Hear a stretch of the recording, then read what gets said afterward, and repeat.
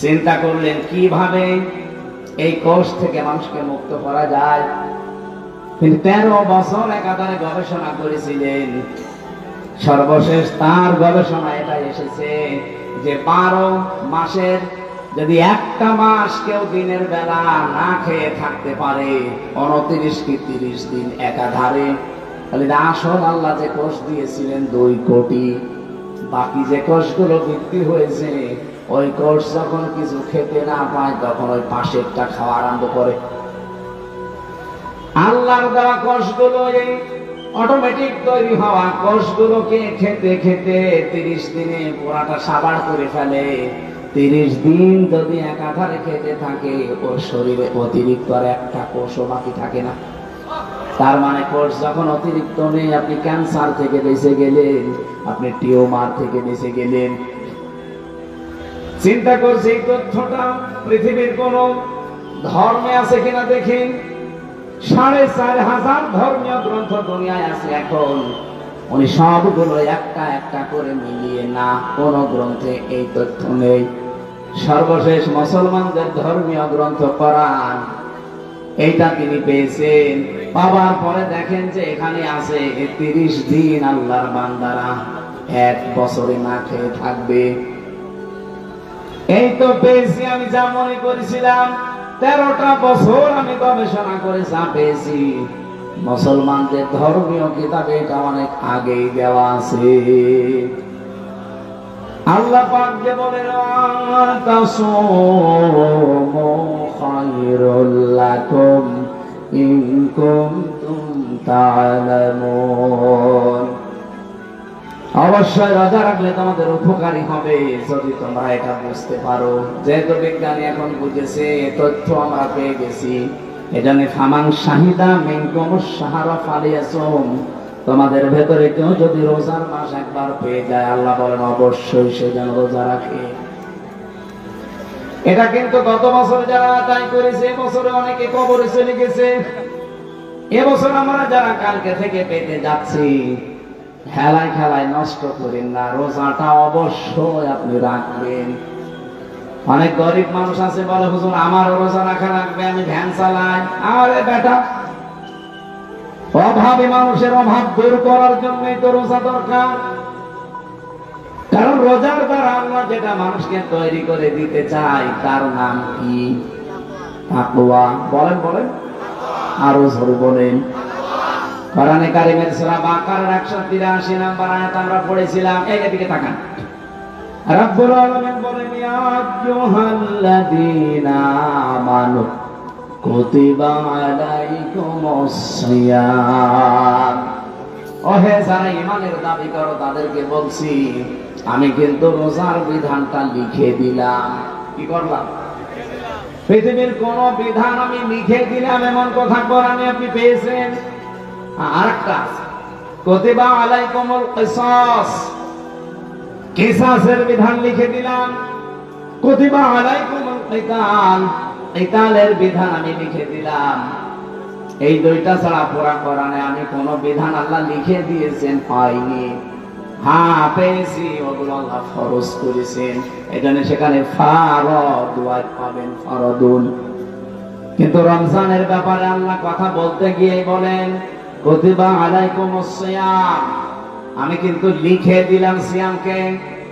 আজকের এই জমিনটা যদি আমি সভাপতি সাহেবকে বলি যে স্যার আপনাকে আমি দিয়ে দিলাম, কোন দাম আছে আমার এই কথা?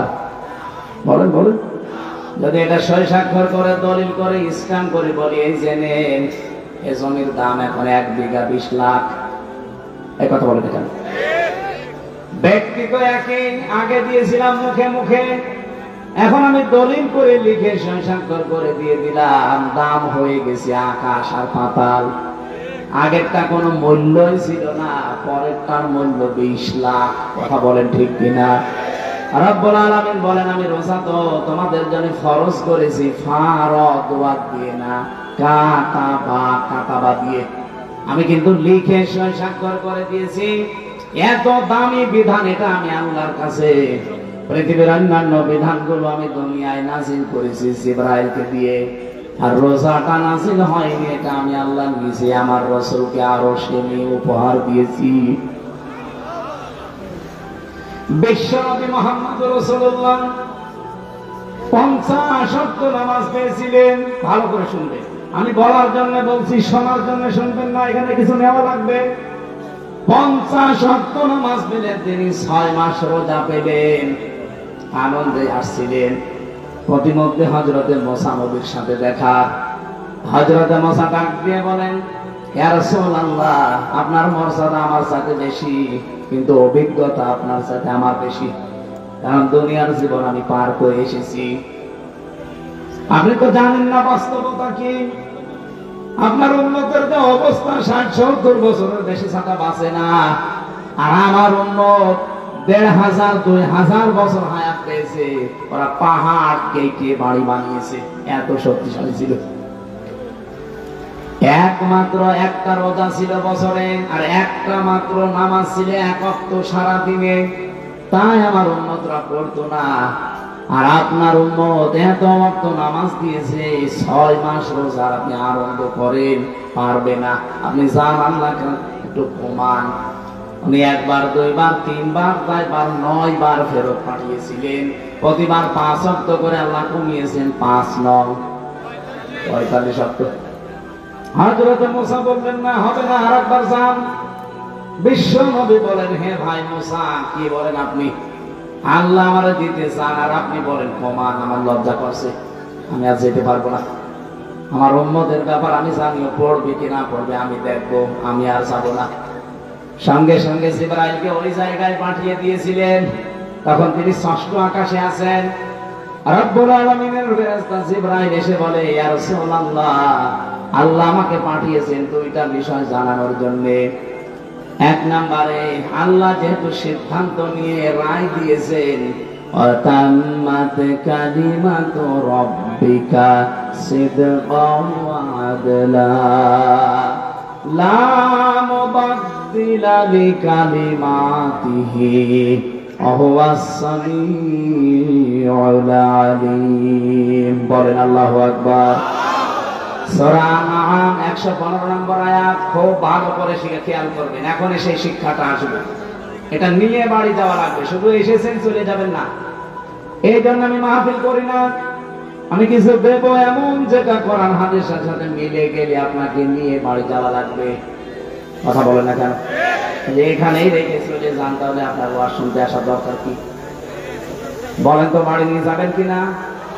এই বাড়ি নিয়ে যাবেন না? আওয়াজ পাওয়া যাচ্ছে না, যাবেন?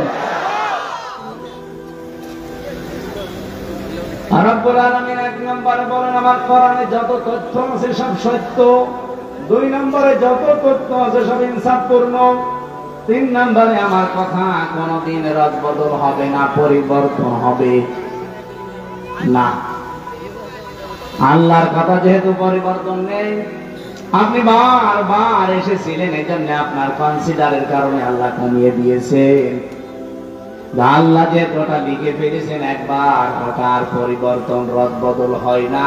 আপনার উম্মতদেরকে বলে দেবেন, যদি তারা 5 ওয়াক্ত নামাজও সঠিকভাবে শিক্ষা নিয়ে পড়তে পারে, আর 1 মাস রোজা যদি হক আদায় করতে পারে, আল্লাহ পাক তাদেরকে 6 মাস রোজা রাখা 50 ওয়াক্ত নামাজ পড়ার সওয়াব দিয়ে দেবে।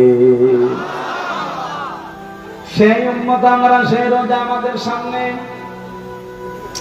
বগুড়াবাসী, এখান থেকে 3 নাম্বার যে কায়দাটা, লা মুবাদদিলা লিকালিমাতি, যেটা জিবরাইল আলাদাভাবে শুনিয়েছেন, হে নবী, আপনার শুধু কনসিডারের কারণে আল্লাহ কিন্তু কমিয়েছে, কিন্তু সালাত কমাবে না।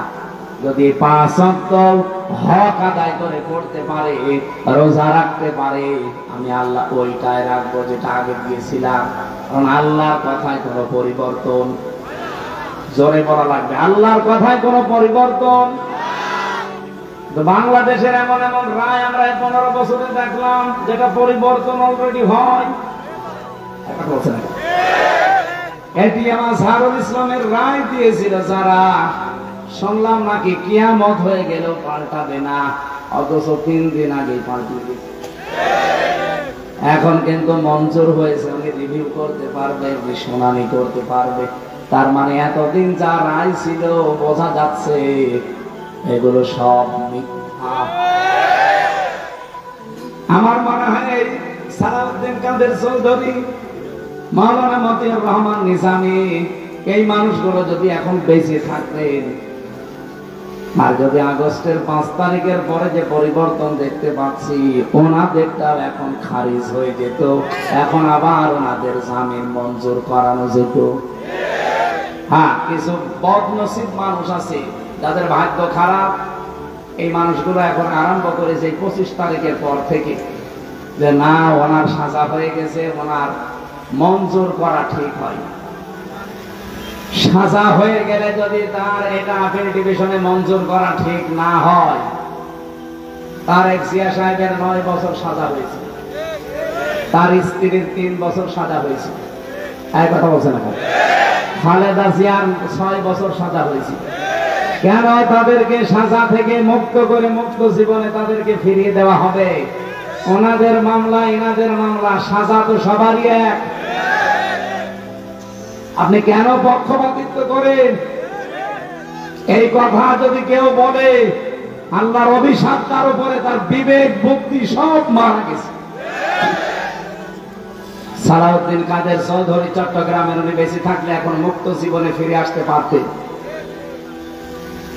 আমার যতটুকু বাস্তবতায় ধারণা, হাসিনার আমলে 15.5 বছরে যারাই মিথ্যা মামলা, মিথ্যা সাক্ষীর কারণে জীবন নষ্ট হয়েছে, কোনো বিচার লাগবে না, কোনো রায় লাগবে না, সব ছেড়ে দেওয়া লাগবে। কিসের বিচার? ও তো সব বানিয়ে বিচার করেছিল। নয়তো খালেদা জিয়ার নামে যে মামলা দিয়েছে, আপনি বলেন তো, এতিমের টাকা আত্মসাৎ করা মামলা, এই টাকা আরো 6 ডবল বৃদ্ধি হয়েছে, তার তো আরো নোবেল দেওয়া দরকার, আর তারে আরো 6 বছর জেলে দিয়েছে। এগুলো কেন দিয়েছে? এক কাপড়ে তারে বাড়ি থেকে বের করে তারে 6 বছর জেলে, এমনকি এই কঠিন অবস্থায় তারে ফেলে রাখা ট্রাক দিয়ে বাড়ির সামনে, সবগুলো হাসিনার শুধু রাগের বহিঃপ্রকাশ। ও কিন্তু অলরেডি বলেও ফেলেছে যে আমি ওই বাড়ি থেকে খালেদাকে তাড়িয়ে দেব, একবার নিয়ত করেছিলাম, সেই নিয়ত উনি দেখালেন। ম্যাডাম ওই দিন এক কাপড়ে বের হয়েছে, কান্নাকাটি করেছিল, তামাম দুনিয়া কেঁদেছে তার কান্না দেখে। অথচ এখনো পর্যন্ত অনেক মানুষ বলছে না, ওগুলো সব ভুলে গেছি, বাবা শাহজালাল সব হালাল। হালাল করবে? হালাল করে কি হয়েছে? ইতিহাসের 54 বছরের দিকে তাকান, কি হয়েছে আপনি টের পাচ্ছেন? 75 সাল থেকে শুরু করে আপনি তাকান, যাদেরকে এভাবে হালাল করেছেন তারা কি বাঁশটা দিয়েছে। বাঁশ দেওয়ার সময় তো একটু চেঁচে ছিলে দেয়, তাও দেয়নি, পুরাটাই দিয়েছে। এখন যদি আবার সব হালাল করে নেন, এমন বাঁশ দেবে না জীবনে বাপ বলার সময় পাবেন না। সুতরাং আল্লাহ যখন অলরেডি একটু সময় করে দিয়েছে, একটু দেখার চেষ্টা করেন বাংলাদেশে আল্লাহর বিধানটা কায়েম হলে কেমন দেখা যায়। সবই তো দেখলাম, কিছুই তো হয়নি। দল মত নির্বিশেষে এটা করা দরকার না? 50 ওয়াক্ত নামাজ দিয়েছিল, 50 ওয়াক্ত নামাজ শুধু পড়ার জন্য আল্লাহ দেয়নি, বলেছিল নামাজ কায়েম করবা। এখানে পড়া কোরআন শরীফের ভেতরে এক জায়গায় আছে মাত্র নামাজ পড়ার কথা। কয় জায়গায়?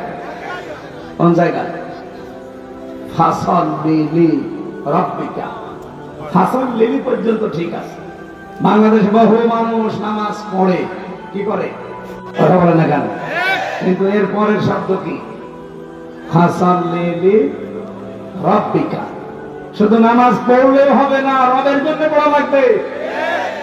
আর যারা রবের জন্য নামাজ একবার আরম্ভ করে, আপনি দেখবেন তামাম দুনিয়া একদিকে, তার নামাজ আপনি বাদ দিতে পারবেন না।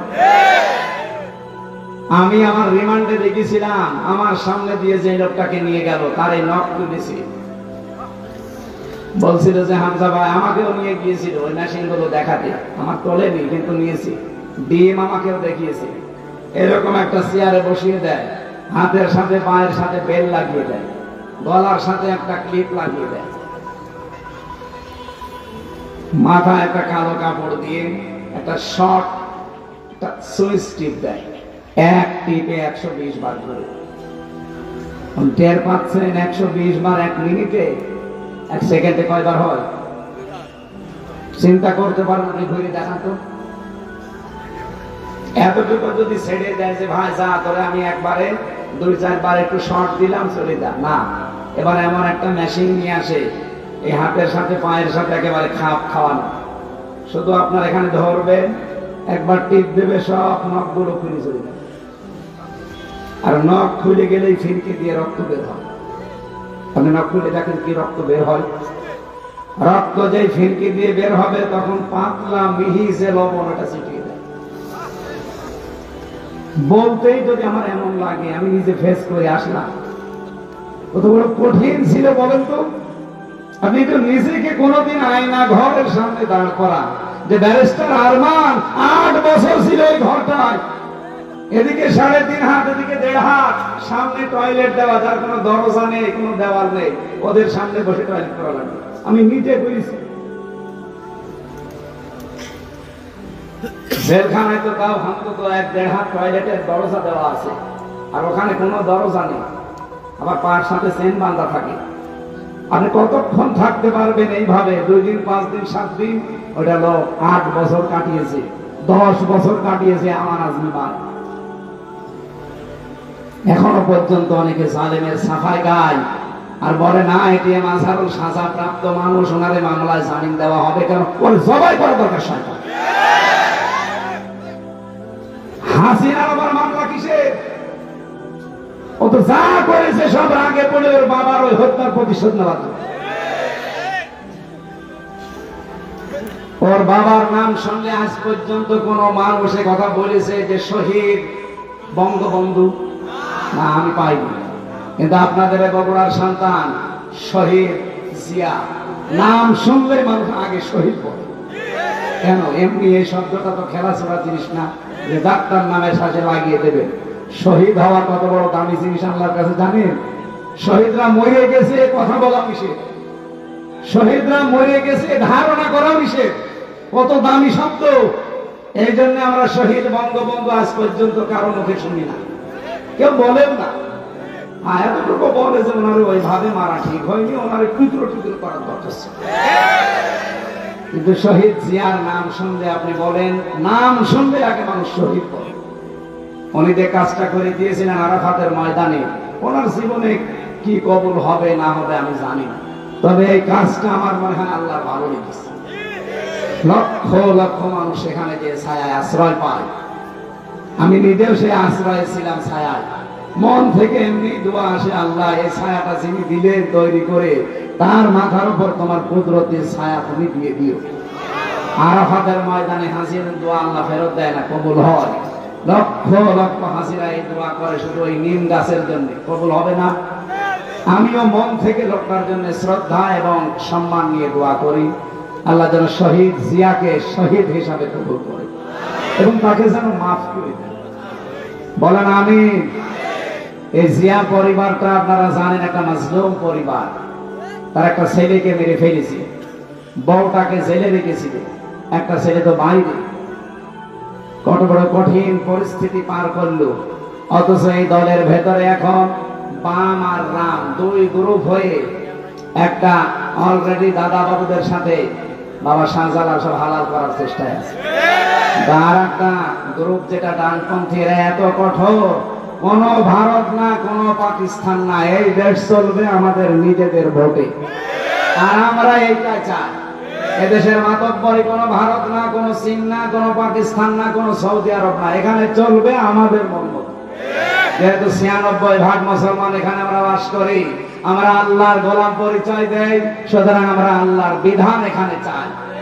এ ব্যাপারে কারো যদি দ্বিমত থাকে হাত তোলেন। নিরপরাধ কোন মানুষকে এই 15.5 বছরে চাই করেছেন। নিরপরাধ কোন মানুষকে আমরা আর নিরপরাধ কোন মানুষকে 1 সেকেন্ডও জেলে রাখতে চাই না।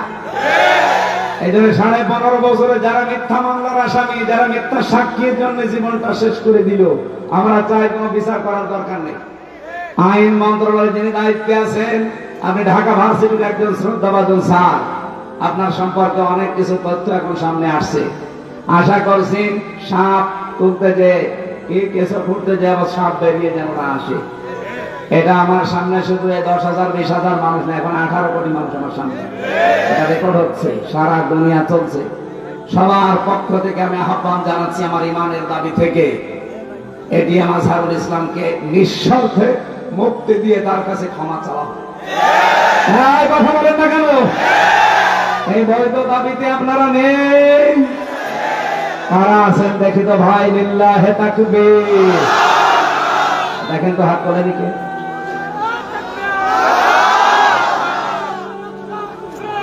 আলহামদুলিল্লাহ।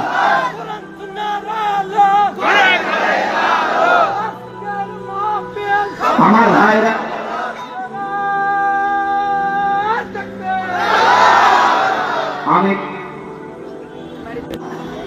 আমি কথা তুলেছিলাম লা মুবাদদিলা লিকালিমাতিহি, আল্লাহর কালামের কোনো পরিবর্তন নেই। বাংলাদেশের কালামগুলো যে পরিবর্তন এখন হয়ে গেল, এটার দ্বারা আজ আন্তর্জাতিক যে বিচার ব্যবস্থা আছে কি কি পরিগণিত হচ্ছে এই দেশটা আপনি বলেন। সারা বিশ্ব থেকে দেখেন ধিক্কার আসবে যে বানানো বিচার ব্যবস্থা ট্রাইব্যুনাল সবগুলো একজনের আদেশে চলেছে, আর ওনাকে আদেশ দিয়েছে ওনার দাদারা। বলেন না কেন? কি মান থাকলো দেশের? আমাদের দেশটা ডুবিয়ে ফেলেছে একেবারে। সারা দুনিয়া থেকে এখন কিন্তু কথা অলরেডি আসতেছে যে তাহলে এটিএম আজহারুল ইসলামকে যদি সত্যি এখন রিভিউ মঞ্জুর করে, তাহলে এর আগের গুলো ওই রকমই ছিল। এটা তো সব দেখছি বানানো বানানো ছিল। ট্রাইব্যুনালও বানানো, বিচারপতিও বানানো, সাক্ষীও বানানো, প্রসিকিউটর বানানো। এই কথা বলছে না? যিনি বাদী মামলার তিনিও বানানো। কারণ তাদেরকে সাক্ষী দেওয়ার জন্য নিয়েছে। শুনলাম নাকি একজন সাক্ষীর বয়স, উনি জন্মই নিয়েছে 1974 সালে আর সাক্ষী দিয়েছে 1971 সালে। তার মানে পেটের ভেতরেও আসে না, তখনই সাক্ষী দিয়ে ফেলেছে। এটা যে পুরা একটা বানানো শখ ছিল, এ দেশের মানুষ এখন একবারে 100% বুঝে ফেলেছে। আল্লাহর নবীর এই হাদিস থেকে যে বর্ণনা দিচ্ছিলাম, 6 মাস রোজা কিন্তু লিখিত ছিল। কোন রদ বদল আছে? বলেন বলেন। আল্লাহ পাক বলেন আপনার উম্মতদেরকে আপনি দ্বিতীয় এটা জানাবেন, সত্যি ওরা যদি 1 মাস হক আদায় করে রোজা রাখতে পারে, আমি আল্লাহ পাক গ্যারান্টি দিলাম 6 মাস রোজা রাখার পুরা সওয়াব আমি দিয়ে দেব। এখন হক আদায় করে এই রোজাটা কি? বিশ্বনবী বলেন মান সামা রমাদানা ঈমানা ওয়া ইহতিসাবান গফিরা লাহু মা তাকদ্দামা মিন যামবি। এদিকে তাকান, এখানে শিক্ষা আছে। যে ব্যক্তি রোজা রাখে রমজান মাসে ঈমান এবং ইহতিসাবের সাথে, এটা কি? এখানে কথা বলেছেন একটু পরে পরে, আগে দুইটা শুনে তারপরে যাবেন। আমি আপনাকেও জিজ্ঞাসা করবো প্রিন্সিপাল সাহেব, আপনাকে বলা লাগবে, এতদিন পড়াচ্ছেন, এই দুটা বলা লাগবে। কেউ যদি সত্যি রমজান মাসে রোজা রাখে, কয়টা জিনিস সামনে নিয়ে? বলেন বলেন। 1 নম্বরে ঈমান। কিসের সাথে? এখন প্রশ্ন আসতে পারে আমার ঈমান তো আছে, আমি তো ঈমানের সাথে রোজা রাখি না। আপনি কি ঈমান যদি দাবি করেন যে আমার ঈমান আছে, মাস্ট কি আপনাকে ঈমানের আগে একটা কাজ করা লাগবে। ওইটা যারা করে না তাদের ঈমান থেকে না।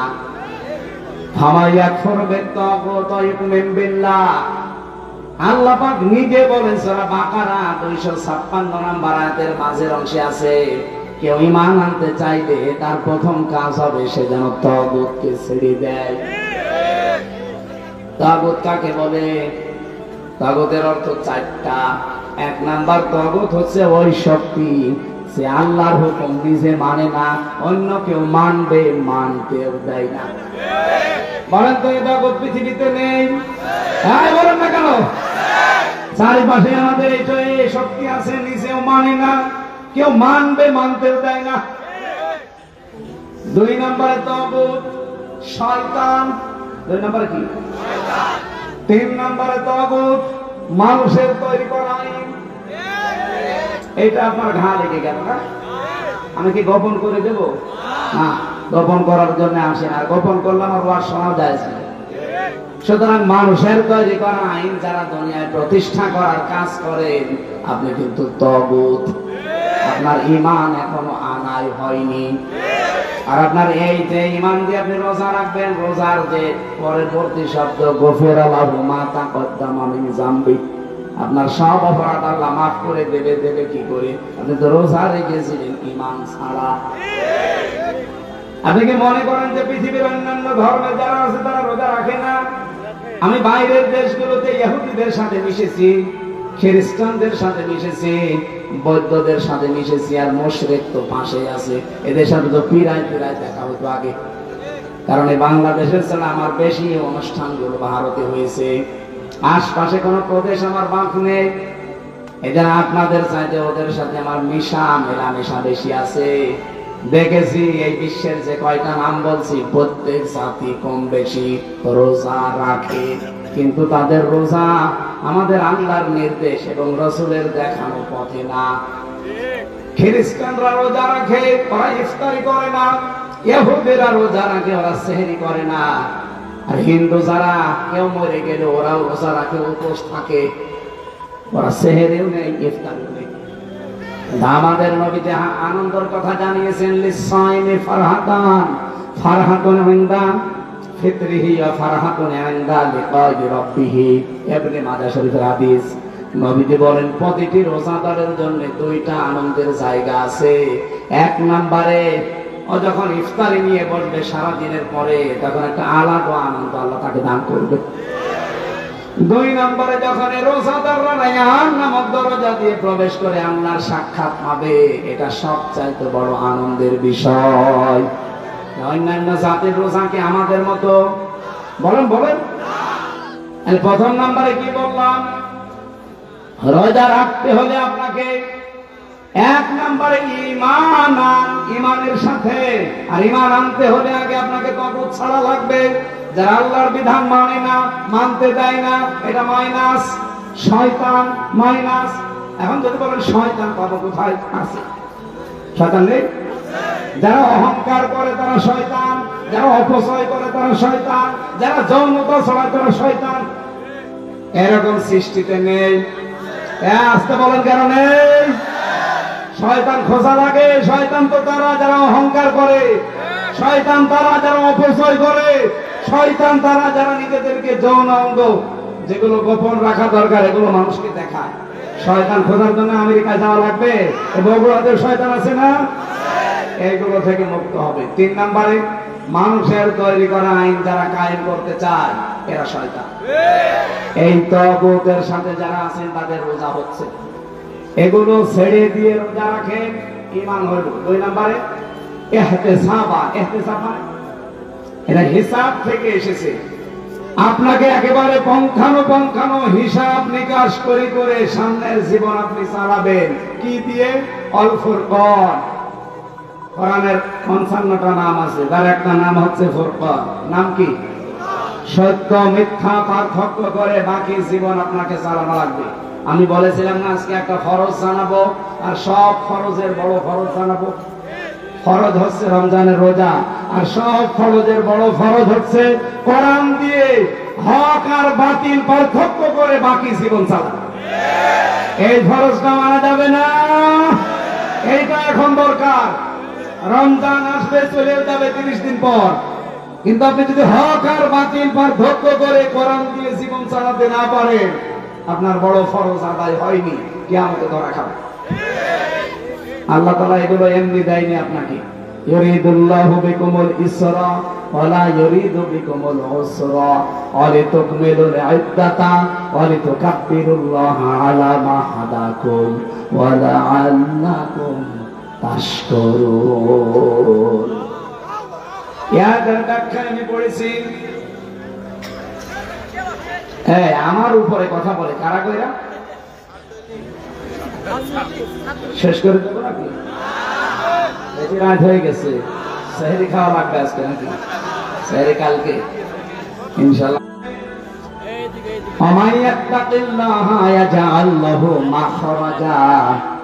রব্বুল আলামিন বলেন যদি রোজা রাখার দ্বারা মানুষ তাকওয়া অবলম্বন করে, এমন জায়গা থেকে আমি আল্লাহ তার রিস্কের ইউসুফে 12 নম্বর পারা 17 নম্বর পৃষ্ঠার প্রথম নম্বর লাইনের 23 নম্বর আয়াতে পাবেন وراودته التي هو في بيتها عن نفسه وغلقت الأبواب وقالت هيت لك রব্বুল আলামিন বলেন যে মহিলার ঘরে হযরত ইউসুফ ছিলেন কিন্তু তাকে ফাঁসলিয়ে নিয়ে গেছে 7 তলা বিল্ডিং এর উপরে 7টা দরজায় তালা লাগিয়েছে নিজের কাপড় চোপড় সবগুলো খুলেছে আর ডাক দিয়েছে ওয়াকালাত হাইতা লাক আমার দিকে আসো হযরত ইউসুফ প্রথমে তিনি বললেন ক্বালা মাআযাল্লাহ ইন্নাহু রাব্বি আহসানা মাসওয়ায়া ইন্নাহু লা ইউফলিহুজ জালিমুন আল্লাহর সাহায্য চাই আমার রব এখানে রব বলতে আমার যিনি দায়িত্বে আছেন আপনার স্বামী আজিজে মিসর এই লোকটা আমার দায়িত্বশীল তার আমানত আপনি আমি আপনার খেয়ানত করতে পারি না ইন্নাহু লা ইফলিহুজ জালিমুন খেয়াল করেন ইফলিহু এর মুজারে বর্তমান ভবিষ্যৎ প্রেজেন্ট ফিউচার ইউসুফ নবী ওখানে যে মহিলাকে উদ্দেশ্য করে কথা বলছিলেন ওখানে মহিলা কয়জন ছিল আরো জোরে বলেন তাহলে একজন দিলে জালিম দিতে পারতেন জালিমুন দিলেন কেন হযরত ইউসুফ যদিও জুলাইখাকে উদ্দেশ্য করে কথাটা বলতে চেয়েছেন কিন্তু কিয়ামত পর্যন্ত হাজারো জুলাইখার বোন আসবে কথা বলেন না কেন হযরত ইউসুফ আল্লাহকে জানাতে চেয়েছিলেন এবং ওই মহিলাকে শোনাতে চেয়েছিলেন কোনদিন কোন জালেম সফল হচ্ছে না হবে না ওই আয়াতটা কোরআনে এখনো আছে না নেই আরো জোরে বলেন আছে না নেই সুতরাং যারা জালেম হবেন চর্মচোখে মনে হবে হ্যাঁ অনেক কিছু পাচ্ছি অনেক উন্নতি হচ্ছে যদি জুলুম আপনার ভেতরে পাওয়া যায় আল্লাহর কসম কোনদিন আপনি সফল হতে পারবেন না যে জায়গার ইচ্ছা করেছিলেন ওখানে যাওয়ার আগে আপনার পতন হবে পৃথিবীর কোন জালেম সফল হয়নি এর আগে কোনদিন আর হবে যদি হয় তাহলে আয়াত মিথ্যা হয়ে যাবে আল্লাহ তার কোরআন মিথ্যা করবে এখানে কোন জালেমকে আল্লাহ সফল হতে দেয় না আর জালেমের বিরুদ্ধে আল্লাহ নিজে কিয়ামতে মামলা দায়ের করবে বাংলাদেশে 1628 জন মানুষ দায়িত্বে ছিল এখনো 100 জনের প্রায় 90 জন ওই রকম মানুষই আছে যারা এই তিনটা গ্রাম নির্বাচন করেছে ডিসি এসপি টিওনো আমার মনে হয় এগুলোকে সব এই মুহূর্তে ছাঁটাই করা দরকার কারণ এরা যদি থেকে আবার নির্বাচন হয় সংস্কার না করে ওরা আবার দিনের ভোট রাতে হবে আবার 154 জন হবে কথা বলছে না আমরা চাই এগুলো একটা যেন না থাকে যারা আছে সবগুলোকে বিদায় করেন এই 15.5 বছরে যারা বৈষম্যের শিকার ছিল তাদেরকে নিয়ে এসে বসান আমি কি বেশি বলছি এটা না করে আবার নির্বাচন করেন ওই আবার দিনের ভোট রাতে হয়ে যায় এবং সেই ওসি সেই ডিসি সেই টিওনো এখনো পর্যন্ত আছে না এই জন্য 1628টা চেয়ারে একটাও পুরাতন মানুষ থাকা যাবে না গত কয়েকদিন আগে প্রায় 44টা ডিসি অলরেডি পাল্টিয়ে গেছে তাদের অবসরে দিয়ে দিয়েছে বাধ্যতামূলক ডক্টর মোহাম্মদ ইউনূস 2 নবীর নাম নিয়ে বসে আছে মোহাম্মদ কয় নবী 2 নবীর নাম নিয়ে কাজ করছে যে না একটাও রাখবো না যেগুলো জালেমকে সাহায্য করেছে একবারে 54 জন 44টা ডিসি শেষ বলছে আপনারা বাধ্যতামূলক অবসরে বলছে না আমাদের তো এখনো বয়স শেষ হয়নি না শেষ হয়নি নির্বাচনের আগে হাসিনা যেমন করেছিল চাচা এরশাদের কাছে যে বলছে আপনি অসুস্থ আমি তো ভালো না আপনার চলে হাসপাতালে ভর্তি করে একটা ইনজেকশন দিয়ে শুয়ে রেখেছে আমার মনে হয় এটাই করা লাগবে এই 1628টা যারা আছে একটা আমরা দেখতে চাই না আমি নাম নিলাম না পাশের জেলা নাটোরের সর্বোচ্চ পর্যায়ে তিনি দায়িত্বে ছিলেন উনি বৈষম্যের শিকার হয়ে 15.5 বছর ওএসডি হয়েছিলেন পরবর্তীতে এসে একটা দায়িত্ব পেয়েছে আমার সাথে আমি গোপনে কথা বলছিলাম উনি বলছিল হুজুর এখনো পর্যন্ত 100 জনের 90 জন ওই শয়তানরা আছে আপনারা আমরা চিল্লা পাল্লা করে কি ওগুলো পাল্টানো লাগবে কি 9 দফার ভেতরে সংস্কার একটা নেই কথা বলেন না কেন আমরা চাই একটাও যেন না থাকে। নির্বাচনের আগে সব পাল্টাতে হবে, সব পাল্টিয়ে এরপরে নতুন মানুষ দিয়ে নির্বাচন করে এদেশে যারা যাবে তাদেরকে আমরা ওয়েলকাম জানাবো। কিন্তু জালেম হবে না। যদি জুলুম করে, হানিফের বাড়ির দিকে তাকান, কুষ্টিয়া জুলুম করার কারণে তার বাড়ি মাটির সাথে মিশে যায়নি, ওর পায়খানার প্যান পর্যন্ত মানুষ তুলে নিয়ে চলে গেছে। এজন্য আগামীতে যারা যদি জুলুম করেন কারো উপরে, 5 বছর পরে দেখবেন আপনার বাড়িও শ্মশান হয়ে গেছে। গতকালকে ঝিনাইদহ ছিলাম, হুজুর এই জায়গায় হিরণ চেয়ারম্যানকে পিটিয়ে মারার পরে ন্যাংটা করে পেছনে বাঁশ দিয়ে খাড়া করে দিয়েছে। সেই জায়গাটা দেখলাম, হিরণ চেয়ারম্যান কত অত্যাচার করেছে নারী পুরুষের উপরে, সে জুলুমের প্রতিশোধ 5 তারিখে একেবারে বিকালে 1 ঘন্টার ভেতরে মানুষ পিটিয়ে মেরে ফেলেছে জায়গা। এরপরে আবার টাঙিয়ে রাখছে, ও রাস্তার মোড়ে টাঙিয়েছে, আবার পেছনে দিয়েছে বাঁশ, আর ওই ছোট ঠ্যাংকে কেটে দিয়েছে। কি অপমান বলে! কারণ জালেমদের উপরে রাগ কার? আল্লাহ নিজে। আল্লাহ বলেন আমি নিজে মামলা দেবো। ইন্নামাস সাবিলু আলাল্লাযিনা ইয়াজলিমুনা নাস। জালেম যারা, ওদের বিরুদ্ধে আমি নিজে মামলা দায়ের করব। বাংলাদেশে আমার যাদের উপরে হাসিনার মামলা ছিল কেউ খালাস পায় না। তারেক জিয়া থেকে শুরু করে, খালেদা জিয়া থেকে শুরু করে, এটিএম আজহারুল আমির হামজা মামুনুল হক, দেখেন হাসিনা যার বাদী সবগুলো জেল কেটেছি। কারণ সর্বোচ্চ যিনি, তিনি বাদী হলে আপনি আর যাবেন কার কাছে? আর কিয়ামতে যিনি সর্বোচ্চ কে? উনি বলছেন আমি বাদী হব মামলার, আপনার কোন উকিল দাঁড়াবে? এই জন্য আমরা যেন জালেম হয়ে না যাই। ইউসুফ নবী এইটা ইঙ্গিত দিয়েছিলেন, ইন্নাহু লা ইফলিহু যালিমুন। জালেম দিতে পারতেন, জালিমুন দিয়েছেন। কোন জালেম সফল হয়নি, সফল হবেও না কোনোদিন। সুতরাং আপনি আমার এই কাজ করবেন। এটা বলার পরে আমি তাফসীরে খাজিনের ভেতরে পড়েছি, জুলাইখা সঙ্গে সঙ্গে নিজের শরীরের যত কাপড় ছিল প্রায় সবগুলো খুলে ফেলেছে, নেংটি ছাড়া। নেংটি ছাড়া সব খুলে ফেলে যখন সামনে এসেছে, ইউসুফ নবী নিজের চোখের উপরে হাত দিলেন। কিন্তু মানুষ হিসাবে তার ভেতরে চাহিদা নেই। আপনি আয়াতের পরবর্তী আয়াত দেখবেন, 24 নম্বর আয়াত সূরা ইউসুফের, ওয়ালাকাদ হাম্মাত বিহি ওয়া হাম্মা বিহা। জুলাইখা যেমন কাপড় চোপড় খুলেছে না করার জন্য রাজি, ইউসুফ রাজি। কি প্রিন্সিপাল সাহেব ঠিক আছে? না না মানে ঠিক আছে, আপনি আর বাংলা অর্থ নিয়ে আসেন। ওয়ালাকাদ হাম্মাত বিহি ওয়া হাম্মা বিহা, ইউসুফ রাজি, জুলাইখা রাজি। না মানে আপনি আমার সাথে বেশি বলছেন। আপনি কম কোরআন শরীফ নিয়ে আসেন, বাংলা তো এটাই লেখা আছে। এভাবে অর্থ করলে ইমান থাকবে? এটা নবীর উপরে তহমত চলে যাচ্ছে না, জেনা।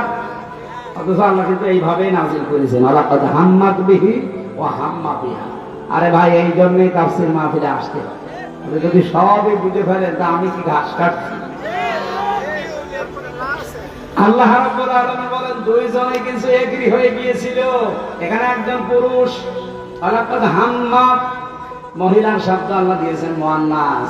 ওয়ালাকাদ হাম্মাত বিহি ওয়া হাম্মা বিহা, এটা মহিলা।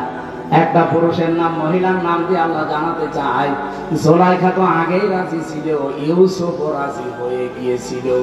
এই যে ইউসুফও রাজি হয়ে গিয়েছিল, এটার ব্যাখ্যায় তাফসীরে জালালাইনের ভেতরে পড়েছি, হযরত ইউসুফ তো মানুষ না ফেরেশতা? আরো জোরে বলেন। মানুষ হিসাবে চাহিদা আমাদের চাইতে ওনার 100 গুণ বেশি ছিল। কারণ আমার হাতের ভেতরে যে শক্তি আছে, হযরত ইউসুফ নবী ছিলেন, এক একজন নবীর ভেতরে আমাদের মতো 100 আমির আমদার শক্তি আছে। আমি মেয়েরা দেখলে যদি কন্ট্রোল হতে না পারি, আর তাও যেমন তেমন কালো ধলা, আর উনি পেয়েছে বিশ্ব সুন্দরী, তাও উলঙ্গ। চিন্তা করতে পারে, পৃথিবীতে আমি 4 জন মহিলার নাম পেয়েছি, আল্লাহ তাদের সবচাইতে সুন্দর করে বানিয়েছিলেন। 1 নম্বরে আমাদের আদি মাতা হযরতে হাওয়া, 2 নম্বরে জুলাইখা, 3 নম্বরে পেয়েছি হযরতে ইব্রাহিম নবীর বড় স্ত্রী সারা, 4 নম্বরে আমাদের নবীর মেয়ে ছোটটা ফাতেমাতুজ জোহরা। এত সুন্দর করে আল্লাহ তাআলা বানিয়েছে। আর ইউসুফ নবীও আমাদের মতো সাধারণ ওই হাড় বাল খাওয়া লোক না। আপনি বগুড়ার মোড়ে মোড়ে দেখেন ইন্ডিয়া হাড় বাল, কলকাতা হাড় বাল। ওনার ভেতরে 100 আমির হামজার যৌবন ছিল। চিন্তা করা যায় কত কঠিন পরিস্থিতি পার করছেন। এই জন্য আল্লাহ বলেন হাম্মাত বিহি ওয়া হাম্মা বিহা। জুলাইখা যেমন রাজি আগে থেকে ইউসুফ রাজি হয়ে গিয়েছিল। লাউলা আর রাহা রাব্বি, যদি তার রব তাকে কিছু দলিল আর প্রমাণ না দেখাতেন। এটা আমি তাফসীর থেকে নোট করেছি। আল্লাহ পাক বলেন তাকে যদি কিছু দলিল প্রমাণ আমি না দেখাতাম, সেও কিন্তু রাজি হয়ে গিয়েছিল। কি দলিল দেখিয়েছিলেন? এখানে 3টা জিনিসের নাম আছে জালালাইনে।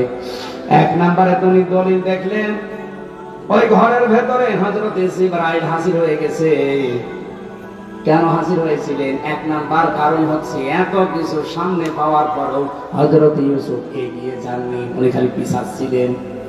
আর জুলাইখা এগিয়ে যাচ্ছিল। এই যে পিছিয়ে ছিলেন, এতটুকু আল্লাহ ভালো রেখেছে। রব্বুল আলামিন এই জন্যই তার কাছে পাঠিয়েছে প্রথম একটা চিঠি। হযরত জিবরাইল মেলে ধরেছিল, আমি তোমার মালিক বলছি, তুমি কিন্তু জিনা করতে পারো না। 2 নম্বরের দলিল হযরত ইয়াকুব আলাইহিস সালাম, যেন মনে হচ্ছে সরাসরি ঘরের ভেতরে দাঁড়িয়ে বলছে, ইউসুফ আমি তোমার বাবা বলছি, তুমি কিন্তু জিনা করতে পারো না। 3 নম্বরে আকস্মিক ভাবে ঘরের ভেতরে একটা অন্ধকার পরিস্থিতি তৈরি হয়ে গিয়েছিল। এই 3টা দলিল দেখার পরে হযরত ইউসুফ মনের ভেতরে যে আশাটা ছিল, ওই আশার উপরে ভর করে তিনি কিন্তু জানতেন না যে সবগুলো দরজায় তো তালা মারা, কোনো জায়গায় লাভ নেই। আর মেয়েটাও বলে দিয়েছে সামনে যে কোনো লাভ হবে না, সব আমার কাছে তালা লাগানো, চাবি এই যে চাবি নিজের কাছে দিয়েছে। শুধু মনের উপরে জোর দিয়ে আল্লাহর উপরে ভরসা করে তিনি যখন দৌড় দিয়েছেন, দরজার কাছে যাবার পরে খাজেনে পাবেন, খাজেন তাফসীর।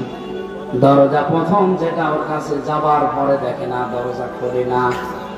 মনে মনে সিদ্ধান্ত নেন, আল্লাহ আমি তো তোমার উপরে ভরসা করে মনের উপরে জোর দিয়ে এ পর্যন্ত দৌড়িয়ে এসেছিলাম। কমপক্ষে এই বাস থেকে বাস পর্যন্ত, এই ঘরের কোণা থেকে এ পর্যন্ত দরজায় আমি আসলাম।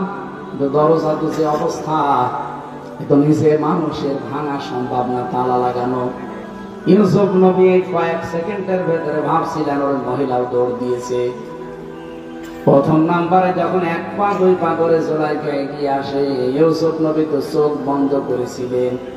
হঠাৎ চোখ খুলে দেখে দরজা খুলে গেছে।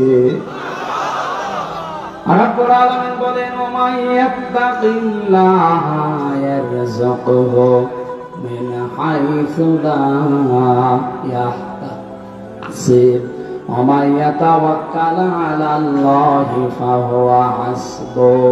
ইলা আখিরি আয়াত। সূরা তালাকের 2 এবং 3 নম্বর আয়াতে আছে, আল্লাহর প্রতি কেউ যদি তাকওয়া অবলম্বন করতে পারে, অবশ্যই আল্লাহ এমন জায়গা থেকে তার রাস্তা তৈরি করে দেয় তার ধারণাও ছিল না। ইউসুফ নবী কোনোদিন ধারণা করে না যে দরজা খুলতে পারে। খুলেছে কে? কিসের কারণে? তাকওয়া। বলেন বলেন। আমরা রমজান আল্লাহ দিবে এইটা তৈরি করার জন্য। নারী পুরুষ সত্যি যদি এই কাজ তৈরি করতে পারি 1 মাসের ভেতরে, আগামী বাকি জীবনে এমন এমন জায়গায় বিপদে পড়বেন, সাহায্য আল্লাহ পাঠাবে যেটা ধারণাও আপনার ছিল না। ওই আল্লাহ এখনো নেই। ওই আল্লাহর দিকে তাকিয়ে রমজানের হক আদায় করে রোজা রাখার চেষ্টা চালানো দরকার। আমি শেষ করে দিলাম।